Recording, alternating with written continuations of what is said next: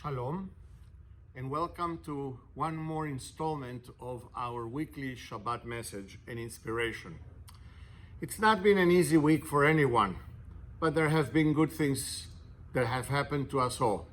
I'm very happy to have had a chance to speak to so many on Tuesday for my proposed class. It was not 100% successful when it came to the study part, but certainly it was when it came to the let's see each other and share a moment together part.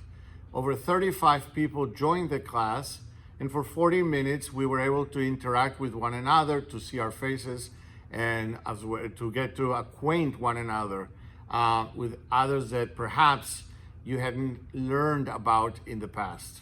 I invite you to continue doing that. Reach out to others in the congregation whose names you may know, but whom you may not know in a more intimate way, and get to know them. At least this way we share in our common goal, which is to not just survive, but to endure this very prolonged pre-Passover plague, as everybody is calling it. Today I want to share with you an inspiration from the weekly portion, Parshat TZAV, which comes from two separate elements within the very portion. The first one is the idea of korban, the Hebrew word for sacrifice. The portion contains a great number of specifications, instructions, requirements, all having to do with the sacrificial rituals to be conducted in the tabernacle by the priests. The other one is even more interesting. It contains the notion that the priests had an eternal responsibility, that of maintaining the light, the flame of the menorah, always going. So how do we juxtapose or integrate these two notions? The first, of course, is korban, which comes from the Hebrew root karov, which means to be in close proximity to someone or someone else, or to bring close to entities that otherwise would be separate and independent.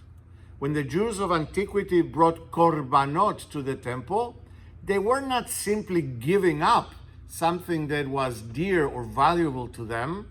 They were hoping to establish a link, a bridge, if you want, between themselves and God.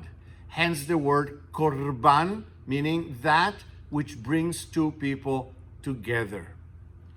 And that they did very well.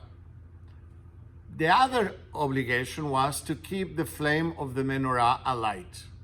We all know that every congregation around the world, since the destruction of the temple, maintains an eternal light, which symbolizes that yearning of ours to keep the light of the temple going, albeit even if it is only from a symbolic perspective. So karov and light, or. The priests were the ones in charge of bringing the two entities together, the divine and the human, to establish a link, a connection that allowed the human to feel God's presence in their midst and above all in their lives. How? By keeping the light on. That's what rabbis today are answering a call to do. We are the ones called upon to ensure that we maintain the links, the keruv, the closeness among our congregants, but also with our congregants. We are called upon to keep burning the light of Judaism that has been ignited 3,000 years ago. Although we cannot maintain physical proximity to one another, the internet, the technology, and the will to adapt permits us to establish not only a connection to God, but of course to one another in this medium. But more important than ever, it is the notion that by doing this, we are keeping the light, the flame of Judaism alight, even in the harshest of times, even in the darkness of the pandemic. Not only Jews, but all peoples of faith are finding a way to keep the light burning, to maintain, not just in our hearts, but all around us, a notion that this too shall pass, and the light of our tradition will continue to burn brightly. I pray that as you ladies will light your Shabbat candles tonight, you will think of this, that by lighting those candles, you're not just making light at home, but symbolically, you are being linked.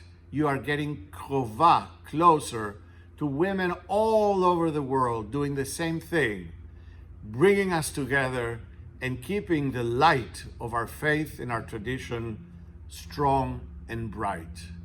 May you all grow from strength to strength.